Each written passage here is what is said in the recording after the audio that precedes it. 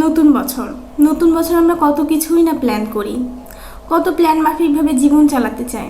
আমরা কি কখনো ভেবে দেখি নতুন বছর আসলে পুরনো একটা বছর আমাদের জীবন থেকে আমরা হারিয়ে ফেলি।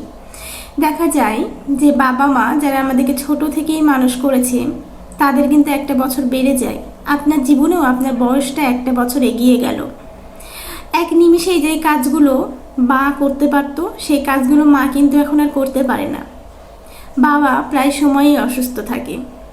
এই বিষয়গুলো কিন্তু বছর বছরই হয়। আপনার নতুন বছরে আপনি প্ল্যান করবেন, ঠিক আছে, সেই প্ল্যানের মধ্যে বাবা মার ইমোশন, বাবা মার ভালো লাগা, বাবা মার প্রতি যত্নশীল, এই বিষয়গুলোকে সবার প্রথমে রাখবেন।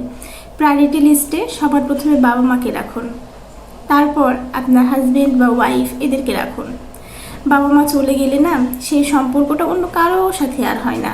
অন্য অনেক সম্পর্ক সবার সাথে হলেও বাবা মা এবং ভাই বোন এই সম্পর্কগুলো কারোর সঙ্গে হয় না। তো এদের সঙ্গে একটু ভালো ব্যবহার, ভালো আচরণ করার চেষ্টা করবেন।